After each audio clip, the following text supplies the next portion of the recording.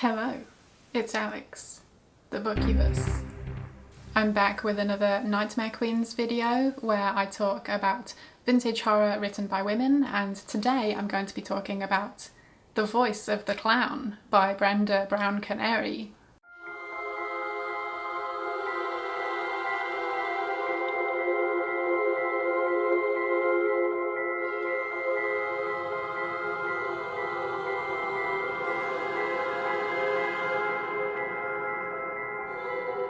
Okay, so before I talk about the book, there were just a couple of things I wanted to mention.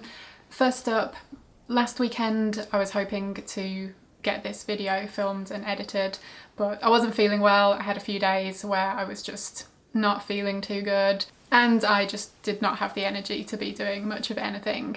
But I just wanted to say thank you for all of the well wishes. It was really, really appreciated. And the other thing I was going to mention was... oh, I'm dressed as a clown. I did consider not mentioning it at all throughout the whole video, but I wasn't sure it would turn out to be nearly as funny as that sounded in my head. So I figured I would bring it up. And when I was preparing to film this review video, I had a sudden brainwave. I was like, oh my god, I actually have a clown costume. So obviously I will dress up as a clown for this review. And funnily enough, I just recently mentioned the fact that I do quite like to dress up and make a fool of myself. And well, here we are. The proof is in the pudding. This costume came from a thrift store in the run-up to Halloween, when they have all of their costumes and weirder items out for sale. And obviously we bought it. Who wouldn't? It looks vintage and handmade, so it's clearly haunted.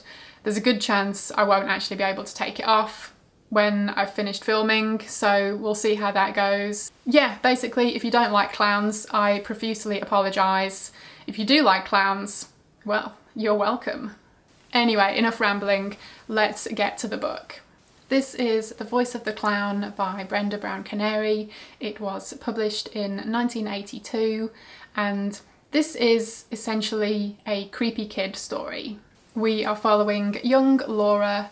She is a super sweet little girl. Everyone loves her. Well, mostly everyone. I'll get into that in a moment. But she doesn't speak. She has never spoken ever since she was born, and this has caused some problems in her parents' relationship.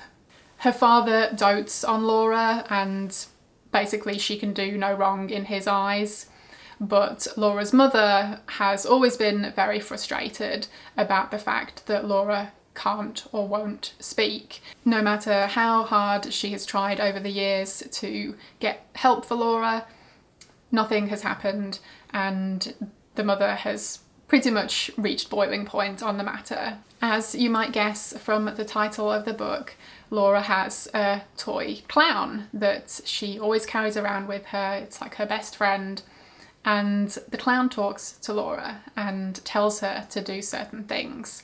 Basically, the clown's goal is to drive Laura's mother mad.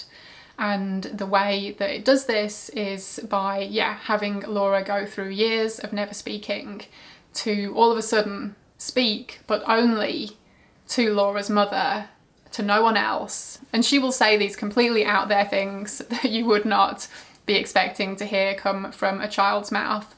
So when Laura's mother tells other people about it, they of course do not believe her.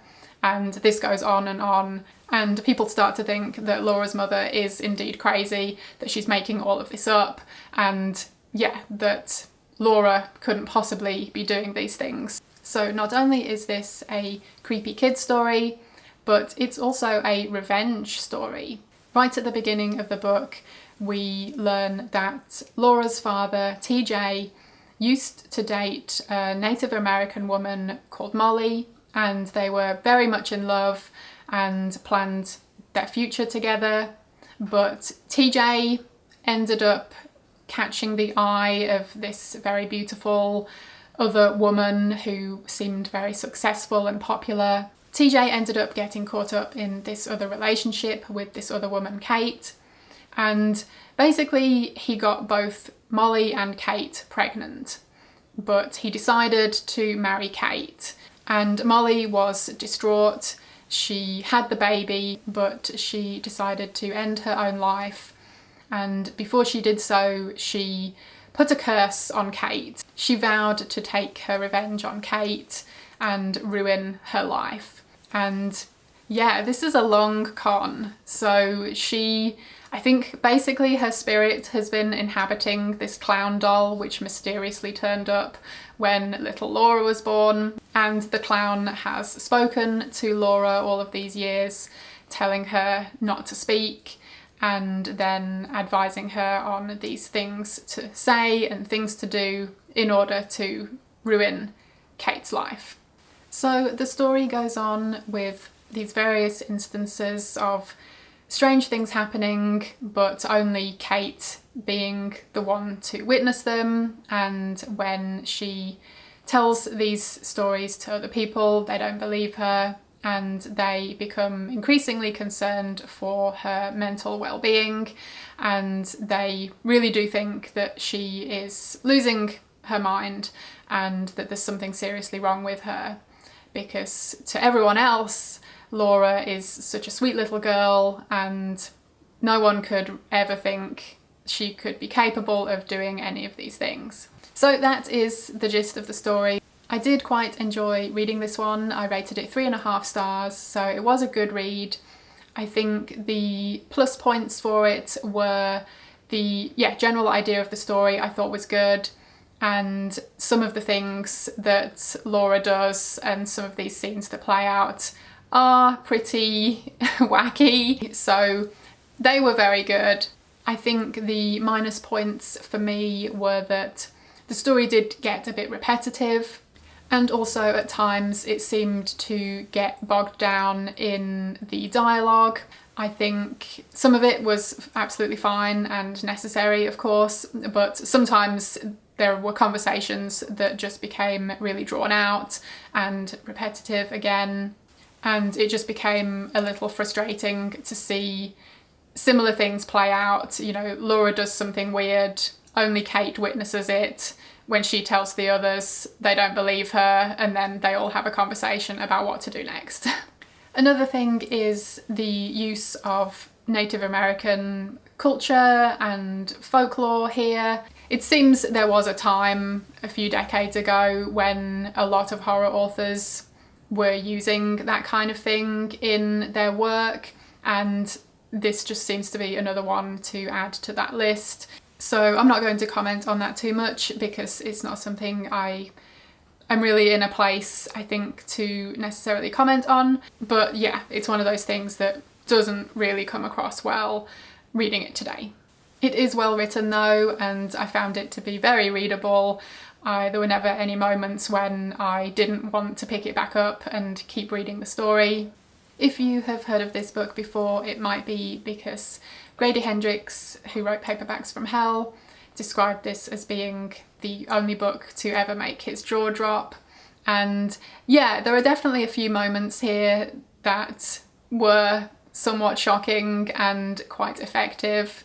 Let's go into a little spoilery section here, and I will talk about a couple of those scenes. So if you do not want to hear about specifics in the book, then skip ahead to when it no longer says spoilers on the screen. So in one instance, quite near the beginning of the book, Kate is insistent on finally sending Laura to school. She thinks this is going to be the only way to finally get her to talk. But of course things go horribly wrong, and while Laura is in class, she manages to coerce all her other classmates to band together against the poor teacher, and they just run riot. There's all this commotion going on, and the teachers are all occupied with trying to calm the situation and getting in touch with Laura's father to come pick her up maybe. And one of the other kids has had a nosebleed and there's some blood dripping on the floor, and Laura decides to roll around in this pool of blood, covering herself from head to toe, to really make a point that something has gone seriously wrong here and that maybe she shouldn't be sent to school ever again. Another instance, so a little bit later on in the story, Kate and TJ decide it would be a really good idea to have another baby. So yeah, don't ask. But anyway, the new baby arrives and Laura immediately hates it. And one day she goes into the room where Kate is breastfeeding the baby and demands that she be breastfed too right now, and kind of just latches on. And as Kate is trying to get her to stop, Laura bites her on the nipple, basically. And at another point, she stabs the baby with a syringe and of course makes it so the blame is put on the mother, Kate. And another scene later in the book, which I think might be the scene that Grady Hendrix was referring to, is that Laura takes the baby and through a chain of events, the baby ends up bouncing its way down the stairs, and yeah, things don't turn out well for the baby. And the mother, Kate, rushes to try and rescue her baby. She's absolutely distraught, and she picks up the baby off the floor.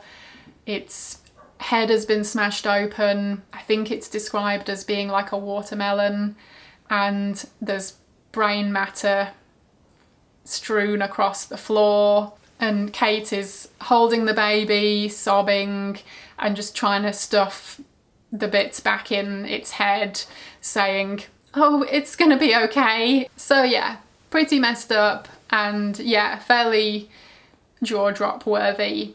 Okay, so that's it for the spoilers. And yeah, those were the kind of moments that I enjoyed the most in this book, because they were just so out there and wild. But like I say, the story did get bogged down with some other things, but it was still a good reading experience overall, and I rated it 3.5 stars. Some other things I liked about this one: Laura was a pretty interesting character to read about. She is, yeah, super creepy, evil, conniving, just, yeah, the long con aspect of this revenge story is quite something. I will say the clown doesn't actually play a huge part in the story, but it's much more about Laura than it is about the clown. So I think part of me was expecting the clown to play a much bigger role. I guess it does play a big role, but it just doesn't have much page time, I guess, is what I'm getting at. And another thing that I thought was, on the one hand, quite well done, and on the other hand, not as much, was the treatment of the mother, Kate.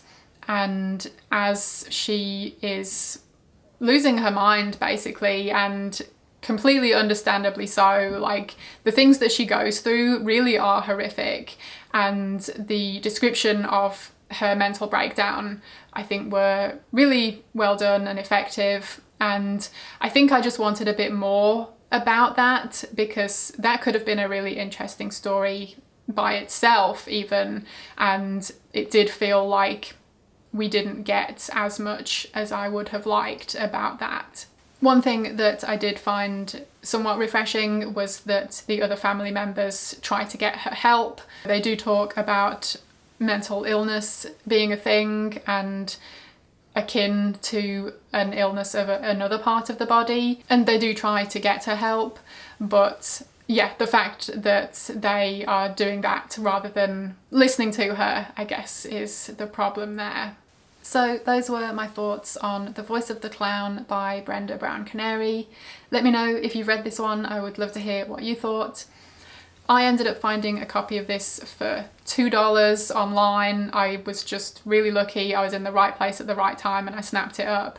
But generally, copies of this are just listed online for insane prices. So I think you're probably going to have to be patient to find a copy of this one. I would say if you find one for cheap, yeah, absolutely, snap it up, give it a read, but I would not go spending a lot of money on this one. That's just my opinion. Unfortunately, I couldn't find out much information about the author.